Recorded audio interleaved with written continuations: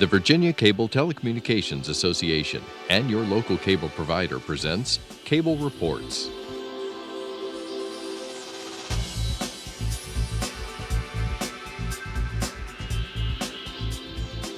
Join us now as Cable Reports brings you up to date on current issues facing the Commonwealth through discussions with your local legislators and other policymakers from across Virginia.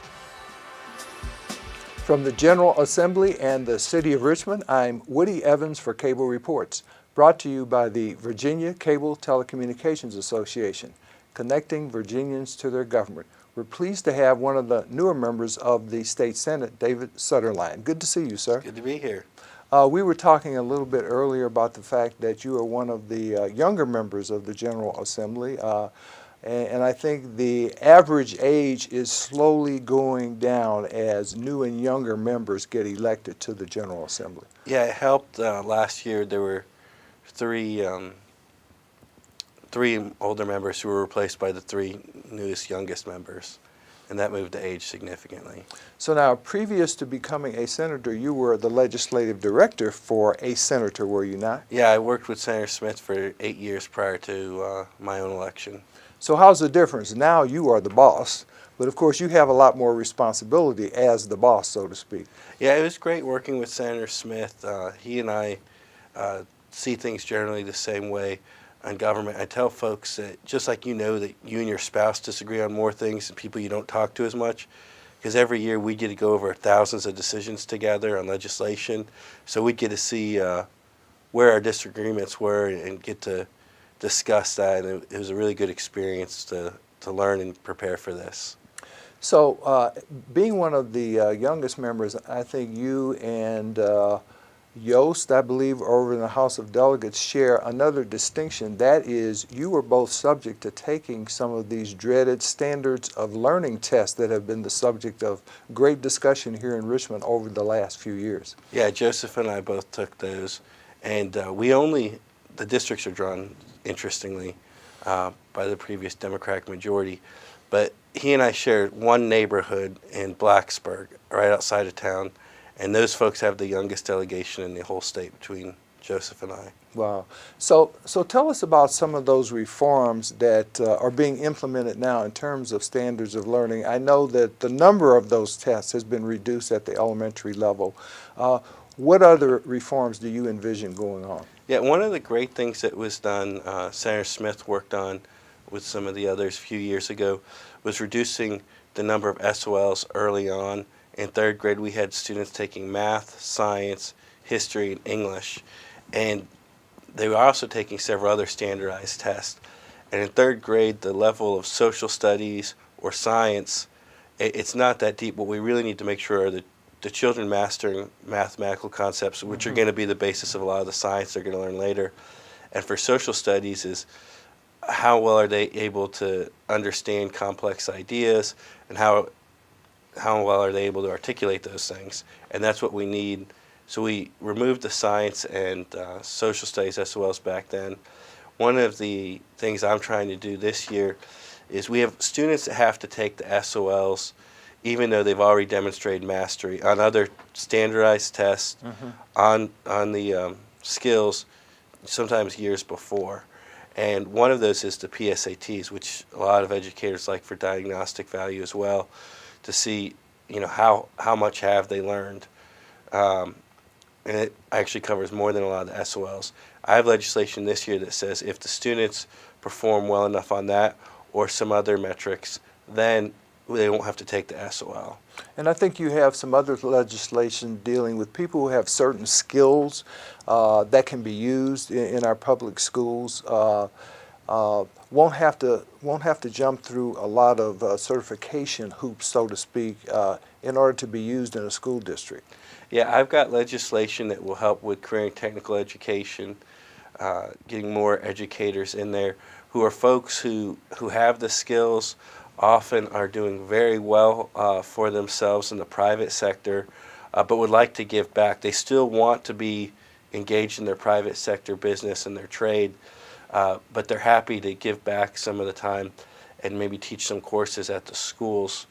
And rather than make them go through all the hoops of several licensure requirements, we would scale that back significantly. And that made it out of Senate Education and Health by an overwhelmingly bipartisan vote last week, and it should be up on the floor on Tuesday. Now, how are the schools doing in your district in general? We see that apparently the schools will be held harmless in terms of the appropriation this year relative to last year. We also see that teachers feel like that they are at risk now because they may or may not receive a pay raise. Yeah, one of the biggest things that affects local funding of schools is something called the Local Composite Index. Right. And that determines how much the state will provide versus how much the localities will provide.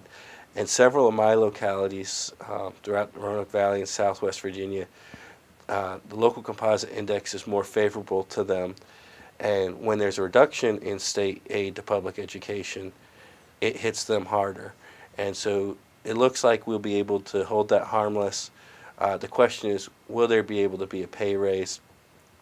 I don't know. We were fortunately able to raise it for state police, which for years has been needed.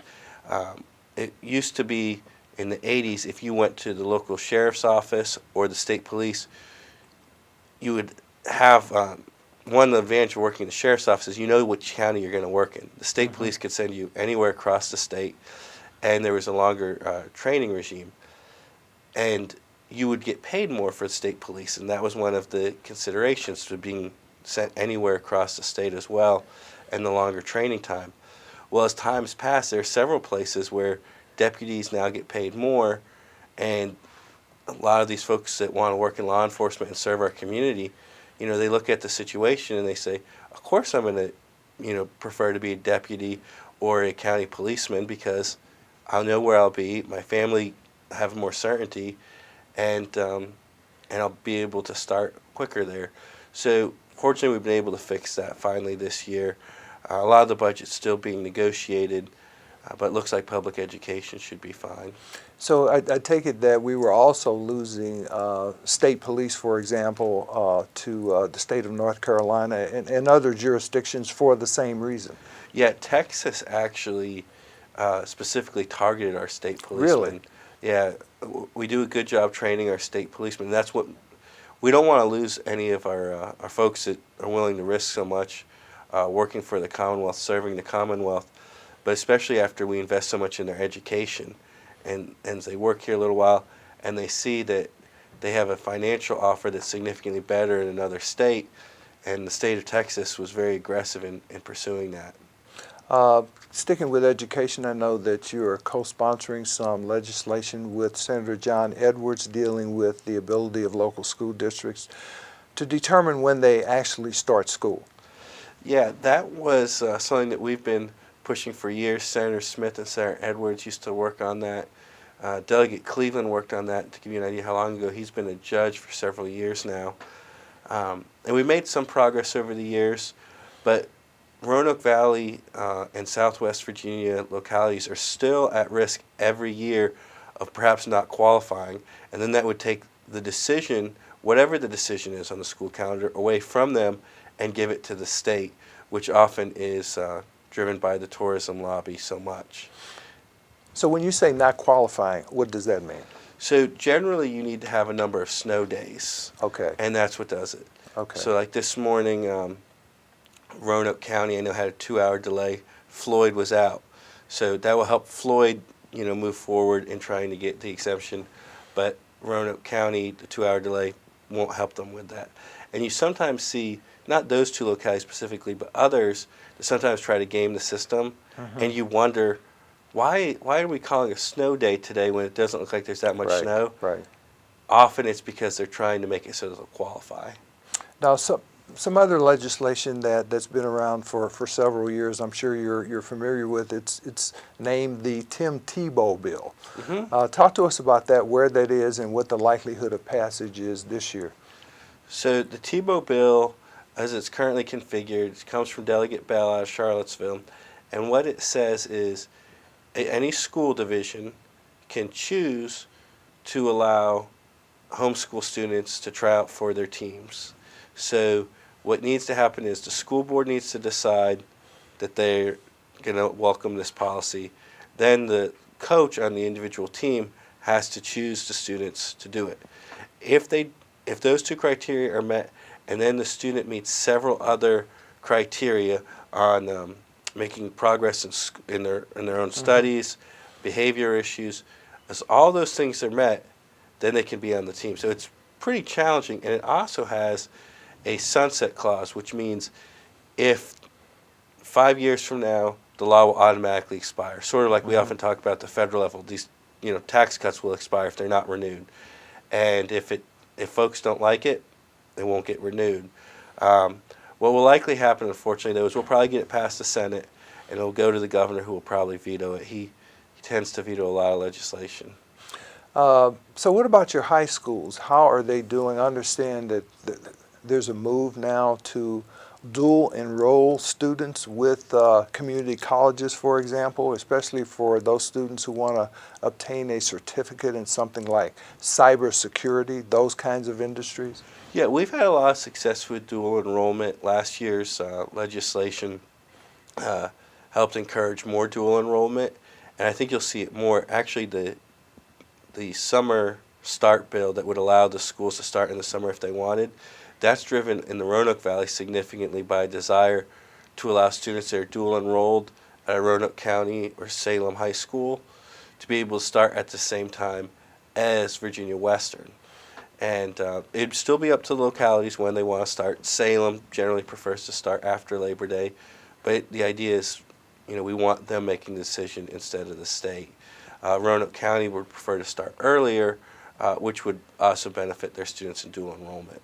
Now, how's the community college system, in your opinion, and what kind of value does it bring to the residents of the Roanoke Valley, for example?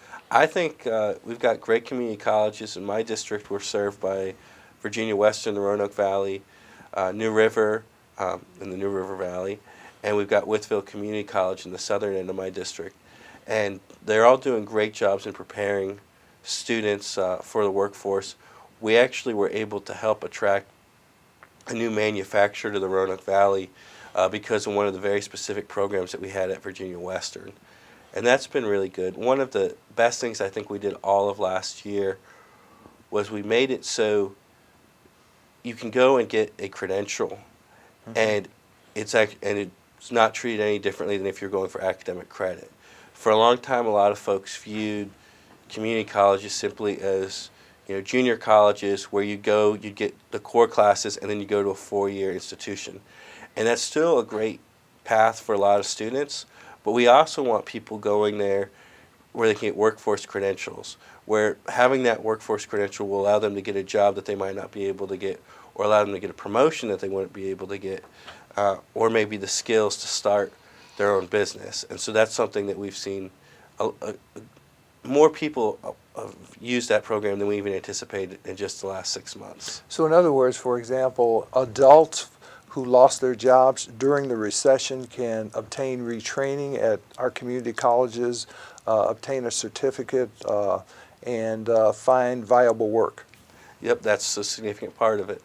What about the 2+2 program and the tuition grant assistance program if someone wants to continue his or her education at one of the institutions of higher learning in the state? Yeah, there's several things.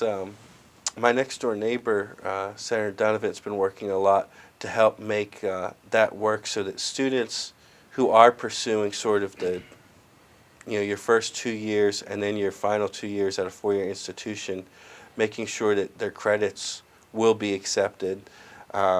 That's something we do really well. My father is actually a community college professor up at Northern Virginia Community College, and they have a lot of students that go from there straight to George Mason, and they've had a wonderful relationship.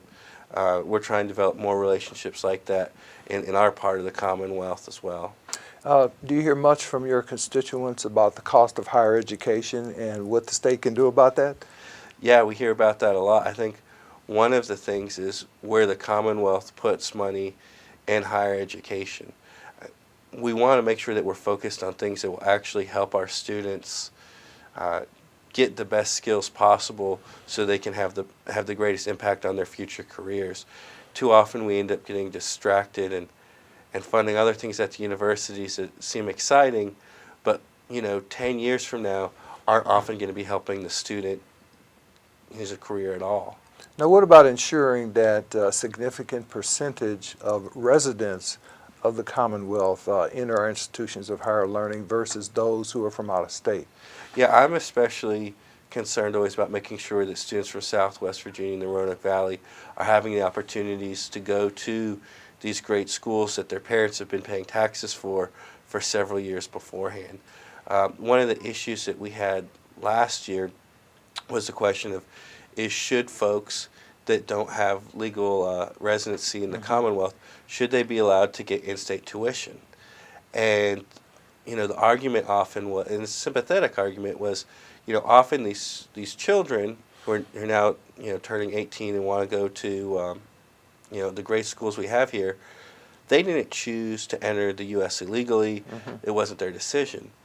What I often have to point out to folks is, someone that lived 16 years in the Roanoke Valley, or even a better example, in Carroll County, right there next to the state line, and always dreamed about going to Virginia Tech, if their parents needed to move to North Carolina or Tennessee for work, they would lose the legal residency, and it was no choice of their own, even though they'd been there all those years. And maybe they'd prefer to go to UVA, Virginia Tech over one of the North Carolina or Tennessee schools, and they definitely prefer to do it at in-state tuition, but they wouldn't have that option.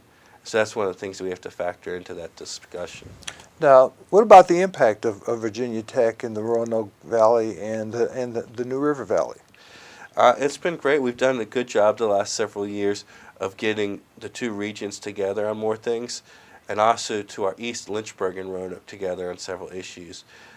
Carilion, one of our hospital providers in the area, has done a great job with Carilion. We worked very hard last year to make sure that the state was involved in the Brain Research Center that we're starting at Tech. We're attracting a lot of folks to the Roanoke Valley from elsewhere, a lot of really smart people that are helping grow the valley economically and create new opportunities for folks that are already there as well. And Carilion has a medical college there now, do they not? Yes, and that's where the brain research gets tied into. And we also have a great health education school, Jefferson College of Health Sciences, which provides several different medical professions, and especially a lot of nurses and PAs, to both Lewis, Gale, and Salem, and Carilion and Roanoke. I understand that there will be rail to Roanoke this year?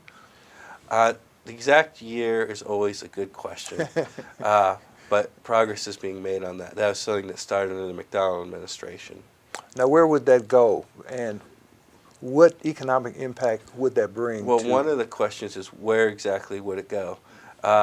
Some folks would like to see a stop in Bedford. Some folks would like to see a stop in Montgomery. And of course, you always want to stop in your own area. That's great, but the challenge is making sure that we do it in such a way that it doesn't hurt the total package. And that's what we're trying to work through now, to see what we can do to do the best for our localities and the people there, while making sure the whole project is viable. I want to go back for a moment to local public schools in your district. There's also been a lot of discussion about the use of charter schools. The Commonwealth has a dearth of charter schools compared to other states. I think the national average statewide is 120. I think there are 6 or 7 at best in the Commonwealth. Why is that, and what could be done about that? The why is, really unfortunate. It has to do with a lot of terrible things that the Commonwealth did about 50 years ago. Because of what Virginia did during desegregation, and there were some localities that actually pursued policy of massive resistance, in which case they were closing schools rather than integrating, which was a really shameful time for the Commonwealth, and it's really impacted a lot of people long term. And it did terrible things to those individual lives, but what it also did that was really bad long term for the Commonwealth was, because folks were so concerned about things like that ever happening again, we put rules in that make education reform much more difficult.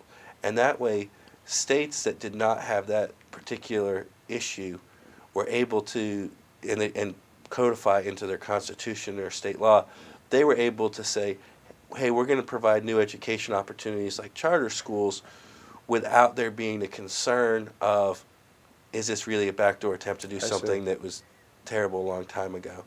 And it would, charter schools and education reform in general would be great for students across the Commonwealth, because more competition will lift everyone's ship. And that's something I believe very strongly in. Sticking to the subject of competition, I think you've been involved in discussions and dialogue around the Certificate of Public Need process in the healthcare industry. What's that all about?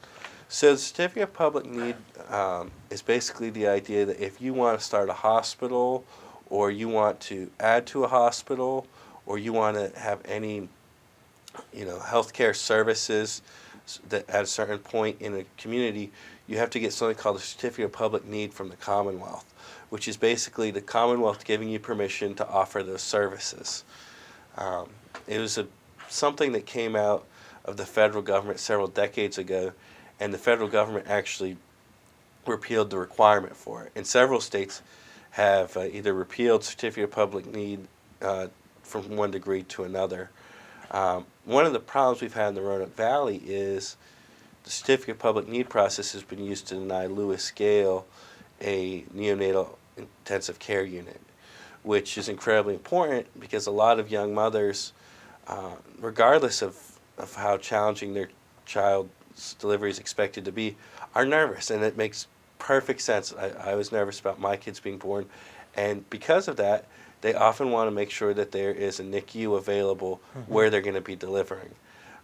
There's a terrible story a few years ago of a child that was born at the hospital in Salem that lacked a NICU, and the doctor wanted very much to get them over to the hospital in Roanoke that does have a NICU, and they weren't able to get them there in time. And the doctor came to testify about the Certificate of Public Need process that if we only had a NICU in Salem at the time, I believe, or he believed in his medical opinion, that the child would likely have had a much better chance of survival and probably would have. And that's something that's a very real consequence of the Certificate of Public Need process. I really hope that we're able to get a NICU for folks in Salem, not just for the folks in Salem, but Salem is very close to the interstate, and a lot of folks, that's much closer for them.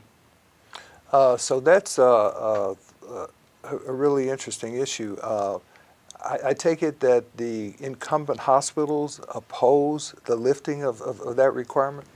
Yeah, that's sort of been something that's been challenging in the whole discussion, is hospitals and the hospital providers that have multiple locations, in one locality they might be decrying the COPN process, and then you go a few counties over and they're in competition with another hospital, and there they might have the advantage based on the COPN process, and there they'll try to use it.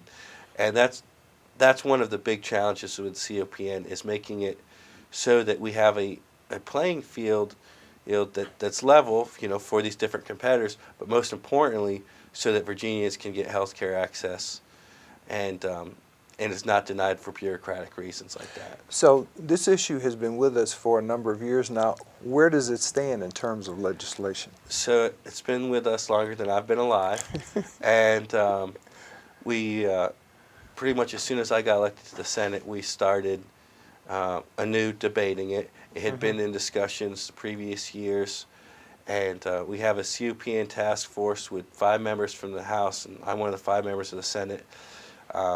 Senator Donovan has just put in a bill that we're going to debate significantly, and hopefully we'll be able to get that in a position that we'll be able to advance this year. And if we're not able to advance it this year, we're going to be right back here again debating, because it's just that important of an issue that we need to get done for the people in Virginia. Legislation dealing with reckless driving you have introduced as well. Yeah, a few years ago, the McDonnell administration raised the speed limits on the interstate to 70 miles an hour. It's pretty popular. Didn't get that much opposition in the General Assembly. And something that back then I was an aide to Senator Smith, and I noticed very quickly was, if you're raising the speed limit to 70 and you have an automatic threshold of reckless driving, no matter where you are, what the speed limit is at 80 miles an hour, that meant that some people were going to get caught up in just going 11 miles over the speed limit would be a Class 1 misdemeanor. And what a Class 1 misdemeanor is it's the highest crime below a felony in the Commonwealth. It's punishable by a year in jail and or $2,500 fine, or some portion of those two penalties or one. And it's incredibly, it's way too much. The risk of that, though, it scares a lot of folks, even if the judge isn't likely to do that. Mm-hmm. And I always get to hear stories from folks on the other part of the Commonwealth who say, so my son or daughter went to Virginia Tech and they got caught doing 81 in a 70, and now they've got a Class 1 misdemeanor. And they'll say, that's the same as a DUI. That's the same. And I say, I know it is. And they say, well, who's a good attorney that I should talk to in the area? And they always want to hire an attorney because they're scared to death of, they sent their child to Virginia Tech to get a good education because they want them to have a good future, and they don't want them to have a Class 1 misdemeanor on their record. And so the attorneys will often take their case. It'll cost a lot of money, and then they'll likely be able to get reduced. But it doesn't really matter to the family if they're paying the Commonwealth or an attorney. It's still a significant penalty, all for going 11 miles over the speed limit. So my bill would take it to 85. I think that we really probably shouldn't have a threshold. Reckless driving is something we know when we see it, and 20 miles over the speed limit we know is reckless driving. But saying just 11 over arbitrarily on the interstate isn't the way it should be. And so I was able to get it advanced from the Senate Transportation Committee last week, and that should be on the floor early this week. I take it that also has a significant impact on the potential for a license suspension given the number of points you may accumulate, as well as those parents' insurance rates. Yes, and that's what makes folks very, very nervous about it. And Virginia is an outlier with other states in where we have such a harsh penalty when you can be only doing 11 miles over the speed limit. Great. Well, thank you for taking the time for coming here today, Senator David Suetterlein. It's good to be here. Thank you for watching Cable Reports, brought to you by the Virginia Cable Telecommunications Association. Until next time, I am Woody Evans.